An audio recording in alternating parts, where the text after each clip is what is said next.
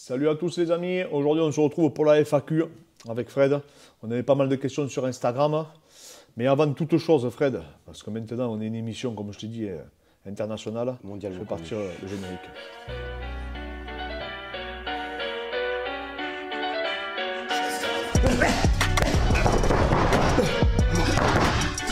Je m'appelle Clément Marcoux.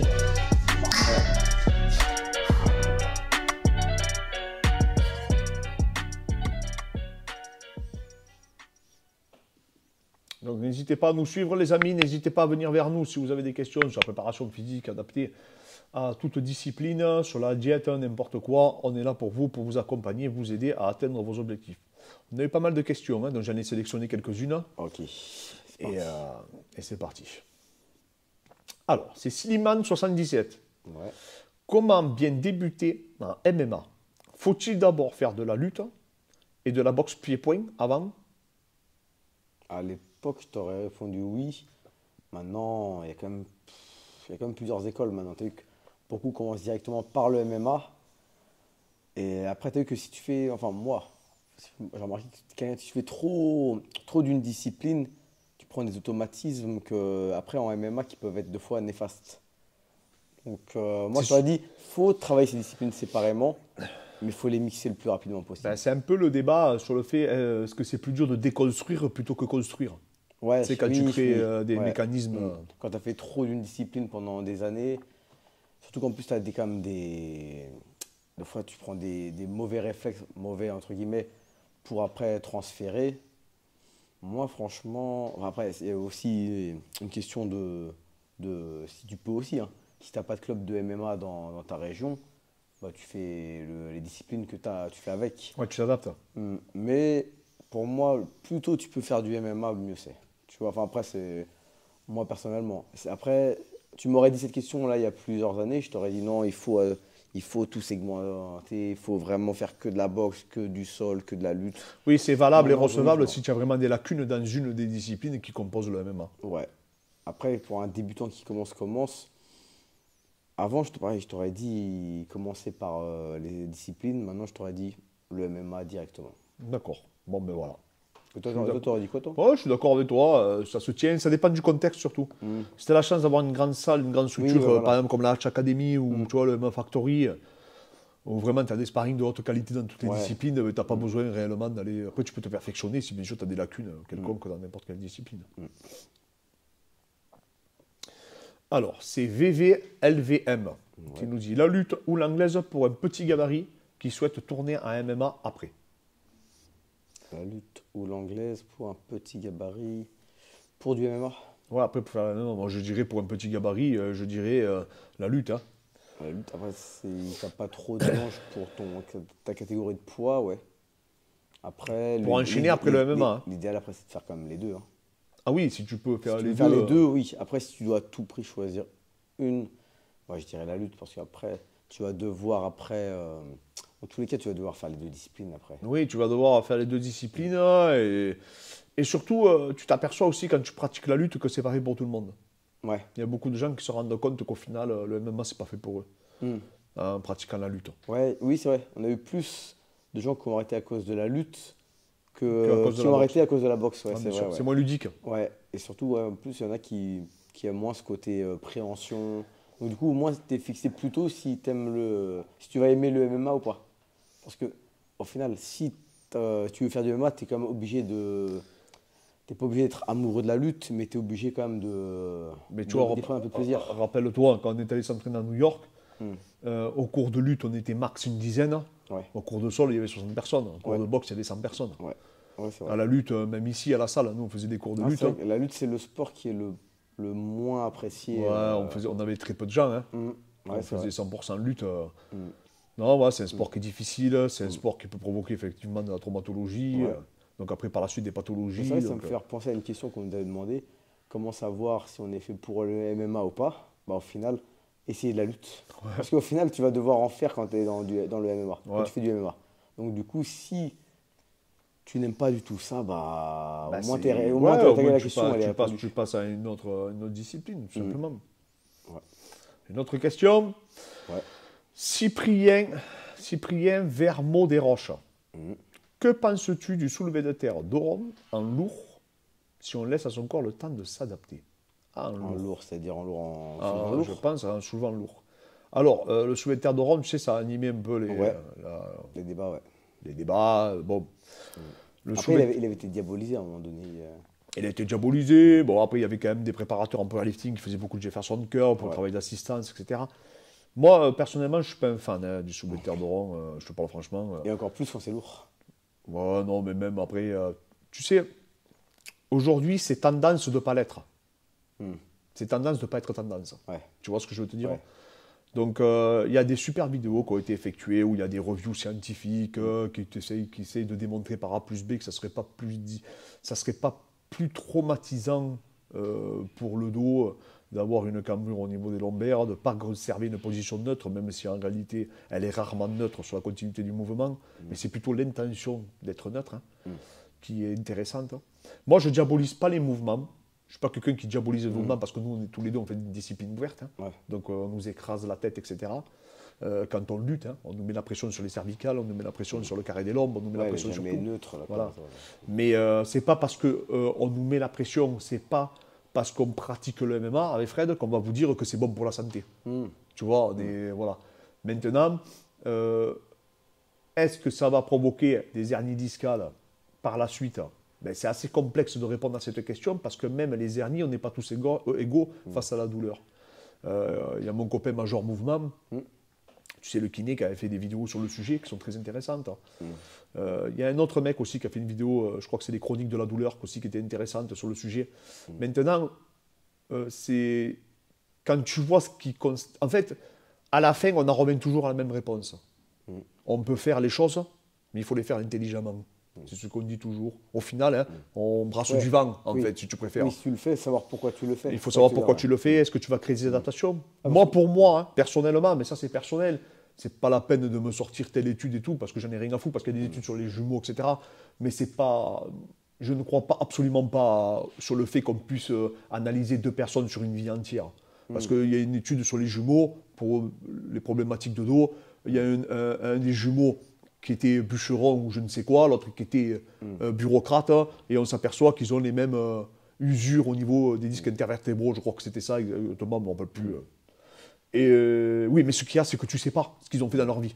Est-ce que celui qui était bureaucrate, est-ce qu'à côté il ne faisait pas du squash? Est-ce qu'à côté il ne faisait pas de la planche à voile? Personne n'a la vie exactement parfaite. Est-ce qu'il ne prenait pas de la drogue? Enfin, tu vois, on ne peut pas mesurer ça, c'est difficilement quantifiable. Moi, ce que je sais, c'est quand je fais le Doron, alors après il y a le BPS, je suis bien d'accord, il y a le BPS, biopsychosocial, qui rentre en compte, mais moi quand je fais le Doron en lutte, etc., ben, c'est désagréable, je suis désolé, j'ai des problèmes, après ça me fait mal.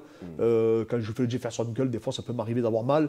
Donc lourd, moi je ne te le recommanderais pas, c'est personnel. Je trouve que le jeu n'en vaut pas la chandelle, je ne comprends pas pourquoi on veut le justifier. Ouais. Je crois que c'était Louis Simmons, je ne suis pas sûr, mais Louis Simmons qui disait qu'il le faisait faire à ses athlètes parce qu'il disait que quand tu vas soulever ton rep max, tu vas devoir faire le dos rond. Il disait, ta meilleure perf, tu es obligé de faire le dos rond. Du coup, il les habituait, entre guillemets, à avoir le dos rond, après, pour pas que le corps soit surpris. Oui, pour créer des adaptations. Ouais. Mais le truc qu'il y a, c'est que voilà, est-ce que le jeu en vaut la chandelle? Après, oui, on parle là de powerlifting mondial, c'est pas monsieur madame Voilà, tout le est-ce que monde. monsieur, madame, tout le monde? Oui, alors après, je peux comprendre si tu prends. Là, il parle de lourd. Ouais, on parle de lourd, on parle pas de léger. Après, le Il mec. parle de soulevé de terre à... Oui, parce qu'il y en a que j'ai en coaching à distance, ils font du Jefferson Curl, donc ils vont pas comprendre. Ouais. Mais non, mais vous faites du Jefferson Curl avec un but, on va dire, qui est un peu plus prophylactique. Donc on ne fait pas un travail vraiment, mais moi je ne te le conseillerais pas. Après, tu veux t'y risquer, mais c'est très délicat quand on est préparateur physique de parler de ça, parce que déjà, il y a beaucoup de gens qui se servent de nous. Il y a beaucoup de gens qui disent dans d'autres stories, d'autres coachs, Marcou, il a dit ça, Fred, il a dit ça.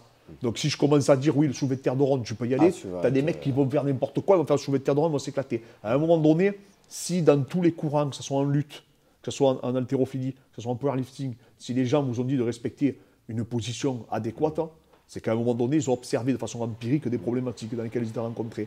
En lutte, quand on dit de fixer, on fixe, on sort la poitrine. On ne dit pas restez écrasé ou faites-vous écraser. Voilà. Mais pourquoi? Parce que si rester écrasé et se faire tordre, ça serait plus efficace, bien sûr qu'on ferait tous pareil. Donc voilà. Alors après, venez pas me prendre une photo, parce que t'as des mecs qui choisissent des photos où t'as des mecs arrachés qui ont le dos rond, la blague. Mais après, en combat, moi, des fois, j'ai la tête, elle est comme ça, parce qu'il est en train de me guillotiner, Fred, mais je vais pas l'écrire sur les toits que c'est bon pour mes cervicales, tu vois. Et après, je peux plus bouger le cou. Donc il faut pas mélanger ce que vous faites, ce que vous subissez, avec le fait. C'est pas pour ça qu'à la salle, je m'entraîne à me tordre la tête. Pourtant, je prends des guillotines quasiment tous les 2 jours. Mais je ne m'habitue pas à la salle à m'amuser, à me tordre la tête en me disant mais finalement je résisterai mieux. Non, après il faut qu'il y ait du bon sens.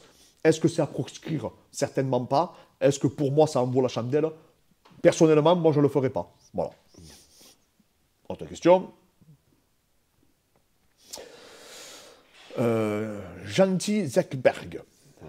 Salut, que penses-tu du cupping et du scrapping? Merci d'avance. Alors, Toi, tu en fais, hein? scrapping, je vois ce que c'est, mais j'en fais pas. C'est les kinés avec les. Ça, qui, Ça pour peut être tirer. intéressant pour Ouais. les fascias. Ouais, voilà. Et après, le cupping, moi j'en fais, ouais. Enfin, surtout sur les épaules, parce que j'ai beaucoup d'inflammation aux épaules. Moi, ça me fait du bien. D'accord. Après, je te dis franchement, j'ai jamais vu de revue scientifique dessus. Là, Bah, c'est en fait, plus, ce qu'ils défendent, c'est que ça amènerait le sang. Ouais. Du coup, Après, dans tous les Du cas, coup, ça me fait pas de mal.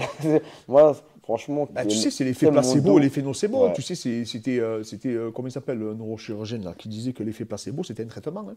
Ouais, oui. Un traitement, il est Ouais. fait pour que tu ailles mieux. Ouais. Donc le placebo, il disait, c'est au même titre qu'un cachet. Ouais. Non, c'est vrai. Hein, moi, je sais que j'ai beaucoup d'inflammation dans les épaules et dans le dos parce que je fais solliciter énormément.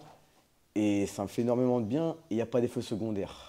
Enfin, ou alors, Oui, je tu pense n'as pas jamais observé quelque chose qui Oui. pouvait être, qui pouvait t'amener une pathologie. Non. Donc, du coup, après, je dis franchement, j'ai jamais vu de Après, le revue scrapping, scientifique. J'ai pas de. moi je le faisais, tu sais, il y a comme des petits accessoires là, je sais pas si tu vois ce que c'est, Ouais. tu sais, ces petits accessoires. Ah, ça me fait mal, moi. Ça, c'est pas agréable. Ouais. Oh, moi, ça me fait mal. Là, c'est du frottement, tu frottes Ouais, les ça me nœuds. fait Hein, mal, moi. Après, J'aime pas tous ces trucs, après, s'il y en a qui trouvent ça agréable c'est ouais, comme tu dis, l'effet placebo. Hein, Vous savez, les amis, moi j'aime les massages. Quand je suis arrivé à l'INSEP, on m'a Ouais, dit toi, oui, c'est mais les massages, t'aimes, c'est pas prouvé réellement que ce serait peut-être une incidence significative, etc. Mais au final, la conclusion c'était quoi? C'était que quand tu te faisais masser, ben, tu étais détendu. Comme tu étais détendu, ben, tu dormais mieux. Comme tu dormais mieux, tu récupérais mieux. Et ça faisait une cascade hormonale qui était positive. Donc moi, je jure que par les massages, il n'y a que ça qui est vrai. Moi, c'est ce qui fonctionne le mieux sur moi. En fait, il faut tout cas, trouver personnellement. son truc qui n'ait pas d'effet secondaire. Ouais, bien sûr. Il y en a, c'est la respiration, c'est la Ouais. méthode Wim Hof, etc. Ouais. Mais après, il y en a d'autres, c'est des douches froides, d'autres, après, c'est machin. Mais après, tout est défendable, tout est justifiable. Et tu trouveras toujours quelque chose, tu trouveras toujours un papier qui ira dans ton sens, de toute manière. Ouais. Comment, alors, c'est qui l'a 16? Vous avez des noms de malades. Comment gérer un déficit d'intérêt niveau, donc un déficit de niveau, je pense qu'il veut dire, hein. Déficit de niveau. Ouais, dans une discipline à MMA, entre parenthèses, boxe anglaise. D'intérêt ou de niveau? Il a mis les deux. Donc ça veut dire que lui, Bah, à mon avis, il n'aime pas la boxe anglaise. C'est ce que je comprends dans la question. Donc en fait, comment le gérer, sûrement pour performer. Pour performer? Il ne le dit pas, mais à mon avis, c'est pour évoluer dans le MMA. Quoi. Ouais. Bah après, s'il y a une discipline que tu n'aimes pas dans le MMA, faut que toute ta stratégie, tout ton schéma, il soit fait pour l'éviter au final. Ouais, C'est-à-dire qu'il faut que tu aies une lutte de malade, faut que tu aies une anti-boxe de malade, faut que ta boxe soit faite pour faire croire que tu vas boxer, mais tu veux lutter. Et après, que derrière, si ça va au sol, que tu aies un sol de malade au final. Ah bah, de toute façon, faut que tous tes autres points autour du MMA soient tous des points Ouais, forts, bien sauf sûr. la boxe. Bien sûr. Après, si tu n'aimes pas trop la boxe, il faut que tu en fasses le moins possible. Faut pas te fort, justement. Ah oui. Tu vois, il y a deux écoles. Il y a des écoles où tu n'aimes pas cette discipline, faut que tu en. Mais non, mais ça. Bah, moi, je ne sais même pas comment aujourd'hui il y a des gens qui continuent à dire ça. Ouais. Vraiment, enfin, après, il y en a qui c'est justifiable comme point de vue de. C'est un argument de dire t'es pas bon là-dedans. Oui, non, mais attention. Triple de volume, enfin. Quand tu n'es pas bon là-dedans, je ne dis pas qu'il faut être nul. C'est pas ce que je dis. Ouais. Hein. C'est-à-dire que me prenez pas l'exemple de quelqu'un qui n'est pas bon au sol et quand il s'est fait amener au sol, il s'est fait soumettre. Ne me dites pas, ouais, ça veut dire quoi que tu dis qu'il ne faut pas que ça s'entraîne au sol? Bien sûr qu'il faut que ça s'entraîne au sol.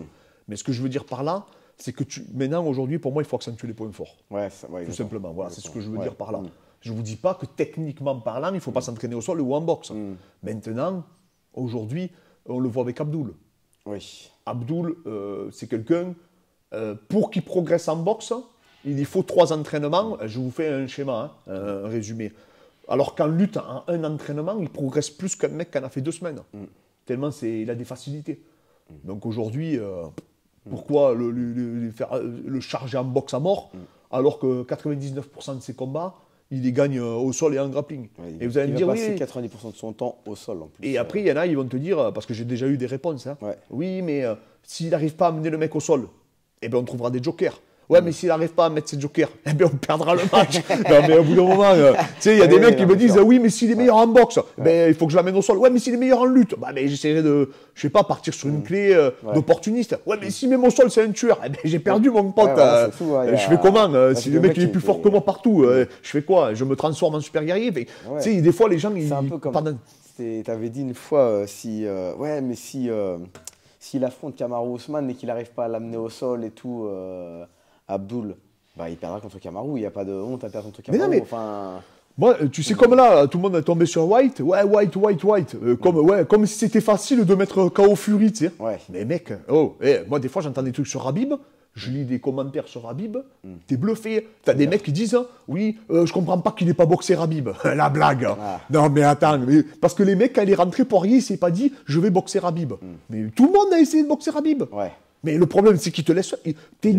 En fait, les gens pensent qu'il n'y a qu'un mec qui combat. Ouais. Non, il y a 2 mecs qui combattent. Et quand il n'a pas réussi, c'est parce qu'il a. C'est de sa faute à lui. Non, ils se disent pas que peut-être c'est Habib qui est super fort. Tu vois? Ouais, mais je comprends pas. Mais non, c'est pas que tu comprends pas, c'est que le mec il est fort et que vous êtes dans une opposition. Comme Connor. Connor, même s'il est pas mauvais au sol, il est très bon. Mais il aurait pu bosser pendant 1 an avant qu'Habib. Mais ça aurait été le même résultat au sol le jour du combat. Ben oui. C'est... Non, mais c'est ce que je dis, c'est que voilà. Je peux pas.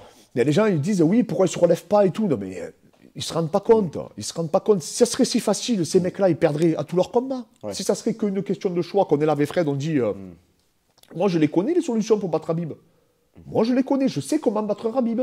Mais je le battrai jamais. Ouais. Voilà, c'est tout. Mais parce qu'entre savoir ce qu'il faut faire et le faire et arriver à le faire, il y a un monde, malheureusement. Hein, c'est comme quand, et tu le vois au foot, tu vois les commentaires dans le foot, tu vois des mecs, quand Mbappé accélère, tu as des mecs qui disent pourquoi il n'a pas rattrapé mais mon pauvre ami. Pourquoi il n'a pas taclé à ce moment-là? Non, ou pourquoi il ne la rattrape pas, je ne comprends pas pourquoi il ne court pas. Non, mais il ne court pas pourquoi? Parce qu'Mbappé va à 2000. Tu peux pas. C'est tout, quand tu peux pas, tu peux pas. Ouais. Si ça serait si facile, eh bien, tout le monde y arriverait. Ouais. Maintenant, tu as affaire à des mecs, c'est des phénomènes, et c'est plus ton niveau à toi qui est à remettre en question, c'est aussi, vous êtes 2 à participer. Donc voilà, essaye de trouver une solution pour ne pas te retrouver dans tes points faibles. Alors, ça c'est une question qui va t'intéresser. Hugo, 13 ans. Ouais. Je pense que c'est par rapport au dernier match contre Ramzat qui dit ça. Un bon JJB permet-il de contrôler un bon lutteur? De contrôler un bon lutteur, un bon JJB? C'était, quand il y a eu Ramzat contre Burns, il y en a un qui a mis un bon commentaire. Il a dit, est-ce que le JJB n'est pas la solution contre la lutte en regardant ce combat? Et après, c'est vrai que j'ai regardé ce combat, enfin je l'ai revu plusieurs fois, mais au final, c'est pas le... En fait, c'est pas le, pour moi, après, c'est pas l'histoire de JJB, pour la solution pour la lutte ou quoi. C'est la personne qui est la solution. C'est-à-dire que si tu regardes Covington contre Demian Maia, tu vas dire, mais c'est la lutte qui est efficace contre le sol, contre les JJB de Demian Maia. Et après, tu vas regarder un autre combat de Adesanya, tu vas dire, mais c'est le striking, la solution contre Romero, c'est la solution contre la lutte. Ouais. En fait, il ne faut pas voir la discipline, la solution. En fait, c'est le combattant qui fait vraiment la solution. Entre guillemets, oui, non, mais complètement. Oui, mais après, je comprends où c'est qu'il veut en venir. Il veut dire il veut dire qu'un mec à un niveau mondial en JJB, il y a très peu de chances qu'un lutteur le mette en difficulté, en réalité. Ouais, je suis d'accord avec lui, mais les combattants au niveau mondial en JB, aujourd'hui, en MMA, il n'y en a pas. Il n'y en a plus. Ouais, voilà. Avant, il y en avait beaucoup. À l'époque, à l'époque du Price, c'était beaucoup. Soit du JB, même tous les plus grands du JB partaient en... Et qui est le meilleur grappleur à l'UFC pour toi? En termes de palmarès, je dirais Burns. Non, il y a Burns, il y a Rodolfo Vieira. Ah oui, Rodolfo Vieira. Rodolfo Vieira qui a un gros palmarès. Il a même un meilleur palmarès que Burns. Ah oui, Rodolfo Vieira, c'est le meilleur. Oui, c'est vrai. Ouais, c'est lui. Actuellement, c'est lui. En termes, et pourtant, il s'est fait soumettre, à son avant-dernier combat. Ouais. Après, il s'est fait soumettre. Ouais, c'est vrai, il s'est fait soumettre. Après, il était mort. Hein. Oui, il était aussi, ouais. Mais après, toi, du coup, pour la question, tu dirais quoi, du coup?